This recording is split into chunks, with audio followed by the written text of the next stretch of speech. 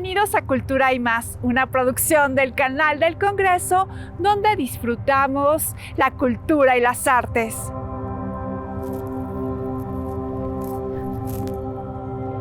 Hoy nos encontramos en uno de los recintos culturales más importantes del país, el Museo de Arte Moderno. Aquí conversamos sobre relatos modernos, obras emblemáticas de la colección Gelman Santander, una exposición que reúne 68 piezas clave del arte moderno donde podremos disfrutar 10 óleos de Frida Kahlo, entre los que destaca Diego en mi pensamiento, Autorretrato con collar, de Diego Rivera, su famosísimo cuadro La vendedora de alcatraces, y obras de Tamayo, Siqueiros y otros grandes artistas. Y además, el jardín escultórico se enciende y se transforma por la noche con Rafael Lozano Hemer en Jardín Inconcluso. Una experiencia inmersiva donde tú eres parte de la obra. En Arquitectura Viva exploramos el museo desde otra perspectiva, su diseño y su historia. Y en Entre Letras, y a propósito del Día Internacional de la Mujer, recomendamos una lectura directa y poderosa, Perras de Reserva, de Dalia de la Cerda. Y en Pantalla y Más, revisamos 2 cintas nominadas al Oscar a Mejor Película, Hamnet y Una batalla tras otra. Y como siempre, no pueden faltar nuestras mejores sugerencias de actividades culturales para que disfrutes la ciudad. Así que ponte cómodo y arrancamos.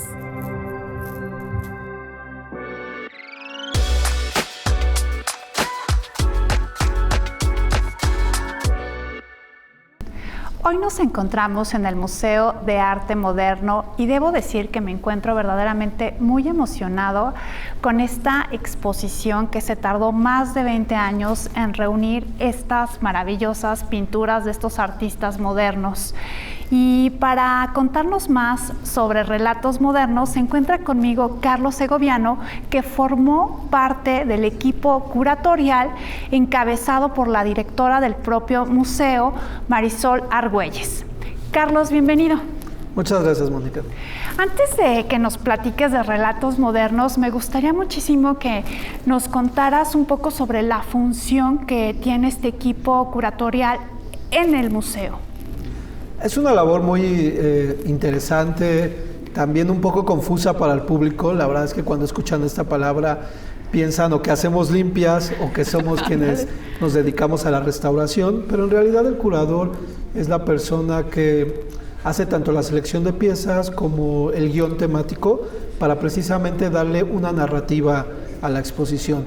Digamos que somos una especie de narradores en off de los cuadros que van a ver y que les vamos precisamente relatando cómo poderlos verlos, cómo acercarnos y para que estos mismos se luzcan, que a final de cuentas son los actores principales. Claro, ¿y cómo se logra ese equilibrio entre la obra permanente, la colección permanente y todas estas exposiciones temporales? Bueno, es fascinante el trabajo que hacemos aquí. Tenemos una colección de 3.500 piezas, incluso un poco más de ese número, y constantemente estamos renovando las lecturas tanto de la colección del museo como de los préstamos de obras individuales o de colecciones particulares, como es el caso, para precisamente darle renovadas visiones al público y también permitirnos a nosotros mismos hacer estudios que nos den cuenta de otras visiones sobre el arte mexicano. Y bueno, ahora bien, cuéntanos, ¿qué significa para el museo esta exposición de relatos modernos de la colección Gelman Santander? Bueno, la colección Gelman es una de las más importantes de arte moderno, no solo de la parte mexicana, ya que tiene una parte de arte internacional que reside en el Metropolitan de Nueva York, pero esta de nuestro arte nacional tiene algunos de los nombres más importantes. Destaca particularmente la presencia de Frida Kahlo, de la cual tenemos 10 piezas, y que se vuelve un eje nodal para la lectura de toda la muestra. Además están convocados otros artistas como Diego Rivera, José Clemente Orozco o algunos más contemporáneos como es el caso de Francisco Toledo o la laureada Graciela Iturbide. Sí, ¿y qué criterios curatoriales siguieron para formar esta muestra? Bueno, nos era muy importante presentar dos visiones que convergieran. Me refiero por un lado a la de los coleccionistas, precisamente Natasha y Jacques Gelman comienzan a hacer o reunir este acervo a partir de 1941, se acercan a los artistas más importantes del momento, les hacen comisiones e incluso apoyan a otros como el caso de Frida Kahlo que están emergiendo y van consolidando su carrera. Pero al mismo tiempo Jacques Gelman junto con Mario Moreno Cantinflas fundan la empresa Posa Films, de donde surgen 27 películas, 21 de ellas protagonizadas por Cantinflas. Entonces nos era interesante poder hacer precisamente que confluyeran estos dos mundos, el del cine y la pintura. Y es un poco lo que intentamos hacer a través de los 4 módulos que tiene la exposición. Justo. ¿Cómo está conformada? Ya que dices ahorita, tocaste el tema del cine, ¿cómo está conformado la tradición, la modernidad? ¿Cómo va este hilo que puede seguir el visitante? Bueno, al inicio se van a encontrar con una serie de retratos que tienen que ver con las comisiones que hacen precisamente Jacques y Natasha Gelman, sobre todo la figura de ella. Vamos a encontrar cuadros que la representan Tamayo, Siqueiros, y especialmente iniciamos con uno que le hace Diego Rivera, que de hecho es con el que es uno de los primeros cuadros que abren el acervo de los Gelman. Y en ese sentido ya empezamos a ver los coqueteos entre el mundo del cine y la pintura, porque esa obra de Diego Rivera, el vestido que trae Natasha, que incluso evoca o replica la forma de los alcatraces que están al fondo de ella, está hecha por Henri de Chatillon, que ni más ni menos era el modista de Dolores del Río y María Félix, ¿no? Entonces poco a poco van confluyendo eso. Tenemos un segundo núcleo que tiene que ver con la identidad mexicana, la monumentalidad, los temas, las formas de rescate de lo prehispánico y del arte popular que hace principalmente el muralismo. También lo vamos a ver replicado por el cine y la fotografía, y especialmente ahí tenemos la presencia de Gabriel Figueroa, uno de los fotógrafos más importantes del cine de oro, y que también trabajó con Jacques Gelman, ¿no? Para el tercer núcleo nos acercamos a la visión del cuerpo. Comúnmente en la historia del arte siempre se habla del poder normalmente masculino sobre la modelo, pero en este caso quisimos pensar no solo el pintor, sino también el fotógrafo o el cineasta, que con cámara en mano hay un diálogo con el modelo, ¿no? Y en ese caso no solo es el poder de decirle toma esta pose o preséntate de tal forma, sino también la agencia de la modelo. Y pensando que además está Frida Kahlo en la colección, un personaje que no solo se autorrepresentaba, sino se dejaba representar por otros, que tenía conciencia de su imagen, y que además de nuestra época actual, que tenemos tantas redes sociales en que subimos precisamente una especie de autorretratos, es muy importante también pensar el lugar de quien es capturado. Y finalmente tenemos una sección que tiene que ver con formas de arte un poco más experimental, cubismo, abstracción, surrealismo, pero que nuevamente las pensamos desde el cine, sobre todo con el concepto de montaje, ¿no? Cómo puedes precisamente montar 2 o 3 realidades al mismo tiempo que pueden tener un carácter mágico o incluso abstracto. Ay, pues muchísimas gracias por esta entrevista, y amigos, ya lo saben, no se pueden perder esta gran exposición. Es una oportunidad única de ver estos cuadros reunidos. Va a estar esta exposición hasta el 17 de mayo. No se la pierdan. Seguimos con las recomendaciones de actividades culturales. Del 6 al 15 de marzo, los Jardines Hidalgo y Centenario en Coyoacán reciben la 5ª edición de la Feria Internacional del Libro en Coyoacán 2026. 10 días de presentaciones, talleres y actividades gratuitas para todas las edades. Reino Unido, Tlaxcala, Guajuapan de León y la Universidad Autónoma del Estado de Hidalgo son los invitados especiales, con editoriales y títulos poco habituales en la ciudad. Si estás buscando tu próxima gran lectura, la cita es en Coyoacán. El Sabor de México se reúne en el Festival del Pulque, Gastronomía Típica y Mezcal 2026. El 14 y 15 de marzo, de 12 a 20 horas, Doméstico en la colonia Hipódromo Condesa será el punto de encuentro para disfrutar de cocina tradicional, bebidas de agave y actividades culturales para toda la familia. Si buscas un plan con identidad, sabor y tradición, esta puede ser la mejor ruta del fin de semana. En el Colegio de San Ildefonso se presenta El Desamor del Amor, la exposición de la artista inglesa Penny Goring, una muestra que recorre más de 3 décadas de trabajo donde la figura femenina es protagonista. Cuerpos fragmentados, escenas íntimas, vínculos que revelan deseo, tensión y resistencia. Abierta hasta el 7 de junio de 2026, una experiencia directa, incómoda y profundamente humana.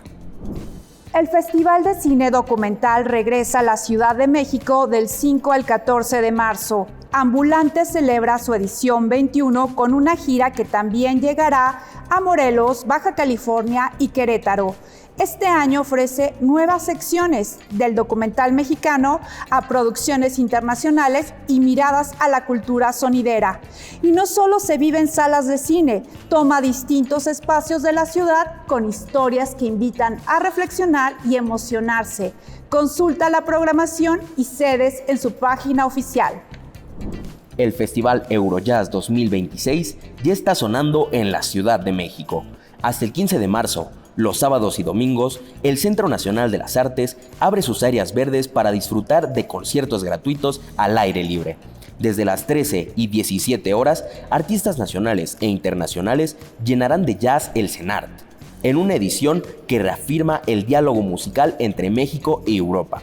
Si buscas buena música, espacio abierto y un plan cultural diferente, el Eurojazz es la cita. La Feria Internacional del Libro Infantil y Juvenil está de regreso. Del 13 al 22 de marzo, Filias 2026 celebra su segunda edición en Aztlán Parque Urbano con entrada libre. Libros, actividades y experiencias para que niñas, niños y jóvenes descubran la lectura de forma lúdica y creativa, porque leer no solo se aprende, se vive. En la sala Javier Villaurrutia del Centro Cultural del Bosque se presenta la lección Tiresias, una obra donde el mito dialoga con el presente, dramaturgia y dirección de Jimena Escalante. Tiresias emerge del Hades para recordarnos que, en un mundo de prisas y dispersión, el amor sigue siendo el acto más rebelde y vanguardista. Hasta el 29 de marzo, los jueves y viernes 20 horas, sábados 19 horas, domingos 18 horas. Consigue tus boletos en línea. El Vive Latino regresa a la Ciudad de México. El 14 y 15 de marzo, el Estadio GNP Seguros vibra con uno de los festivales más emblemáticos de América Latina. Bandas nacionales e internacionales, miles de voces y una experiencia que va más allá de los conciertos. Es identidad, comunidad y energía en vivo. Boletos ya disponibles en línea.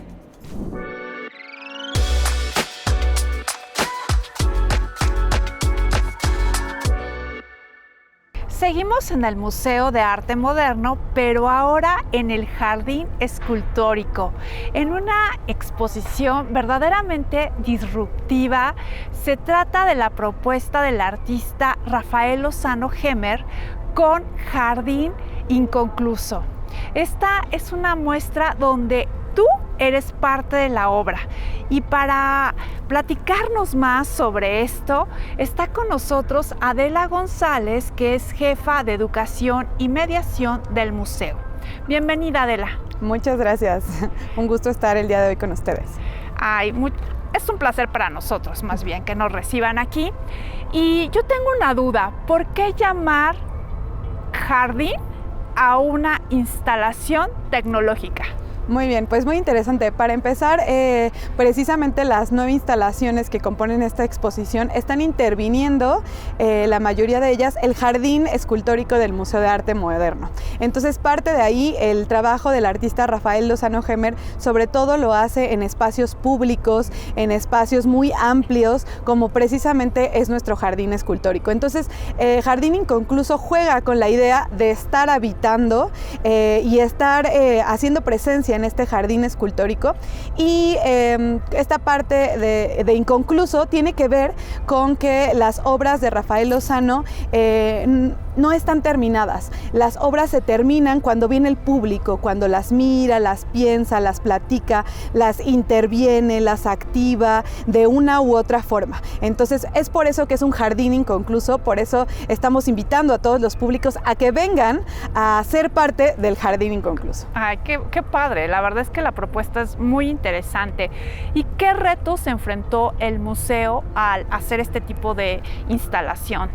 Bueno, pues sí, fueron muchos retos para empezar porque estamos abriendo en un horario que no es habitual para el museo. Esta es una exposición que únicamente se puede ver de noche, es una exposición nocturna. Entonces eso involucró toda una serie de cambios para los trabajadores del museo, para el propio espacio del museo, para nuestro entorno, en cambiar en estos horarios, incluso para nuestros públicos que habitualmente están acostumbrados a visitarnos por la mañana o por la tarde. Ahora se les invita a venir por la noche, entonces sin duda ese ha sido uno de los grandes retos para el museo.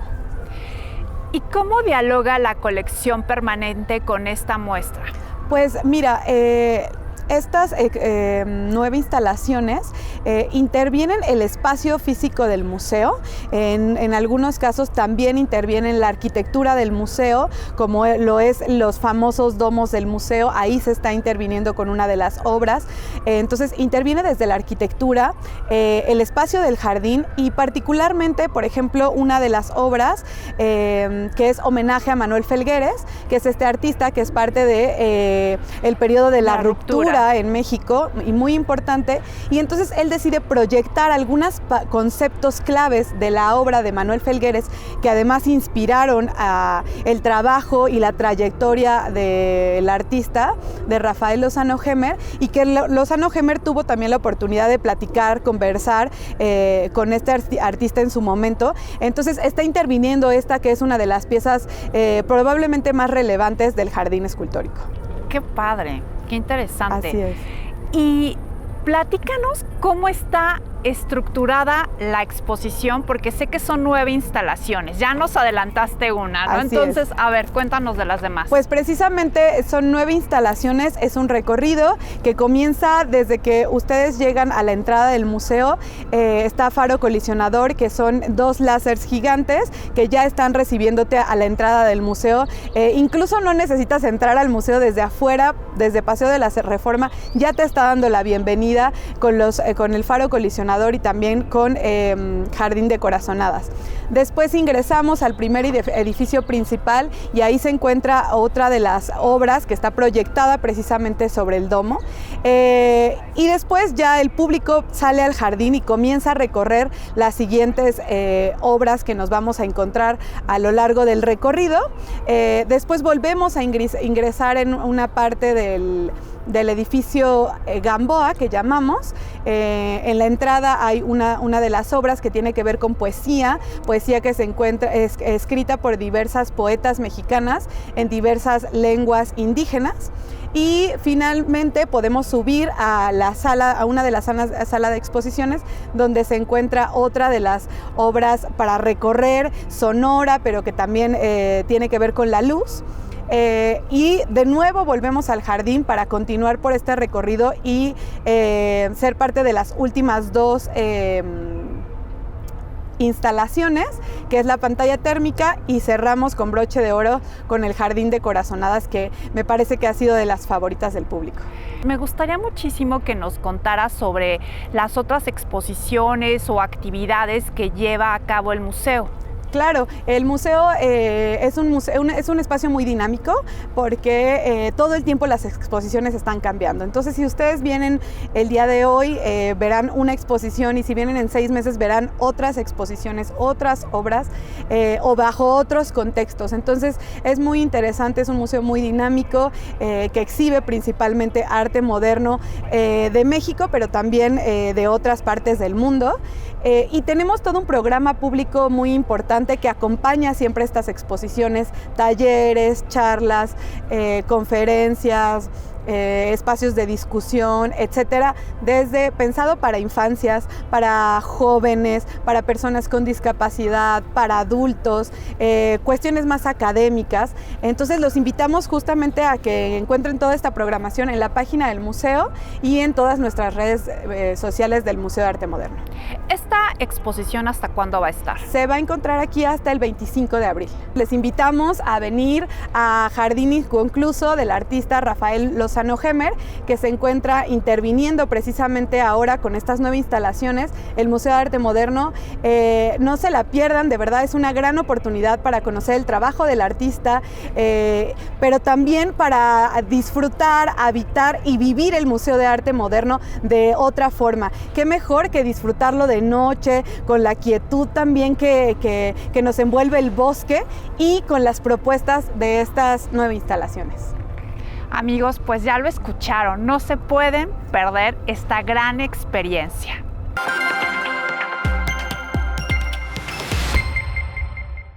Hoy, en Arquitectura Viva, recorremos uno de los íconos culturales de Chapultepec, el Museo de Arte Moderno.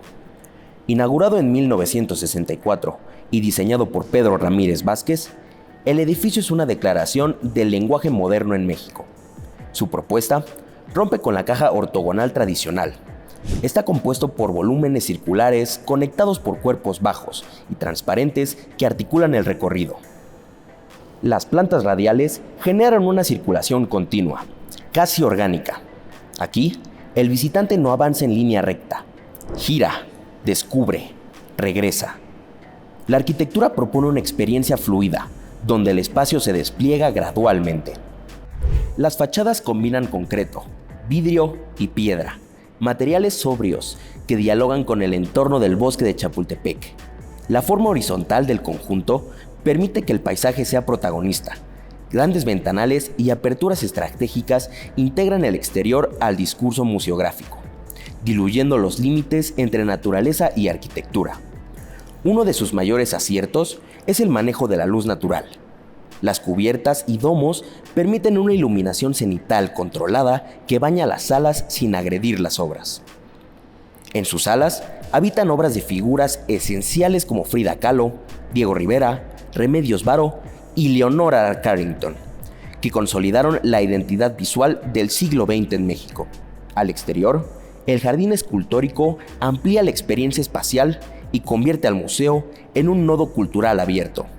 No es solo un contenedor de arte moderno mexicano, es una pieza arquitectónica que sigue demostrando vigencia. Arquitectura que se recorre, que se habita y que también se siente.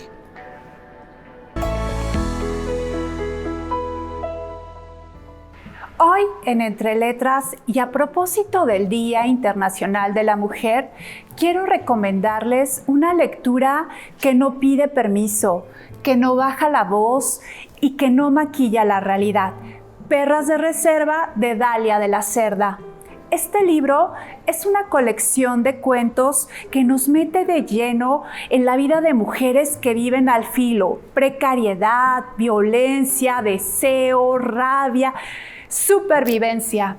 Mujeres que no son ejemplares, que no buscan caer bien, pero que están luchando todos los días por sostenerse en un sistema que las quiere pequeñas. La prosa es directa, cruda, sin adornos. Dalia escribe como se habla en la calle, con humor negro y con una claridad que incomoda. Y eso es poderoso, porque aquí el feminismo no es discurso elegante, es experiencia vívida, es cuerpo, es barrio, es desigualdad económica. Perras de Reserva nos recuerda que hablar de mujeres también es hablar de clase, de violencia estructural y de las contradicciones que atravesamos. No idealiza a sus personajes, los humaniza, y esa humanidad hay fuerza. Leer a Dalia de la Cerda es escuchar voces que muchas veces quedan fuera del centro, es ampliar la conversación, es entender que el feminismo también se escribe desde los límites. Si buscas una lectura que sacuda, que confronte y que te deje pensando, esta es una gran opción.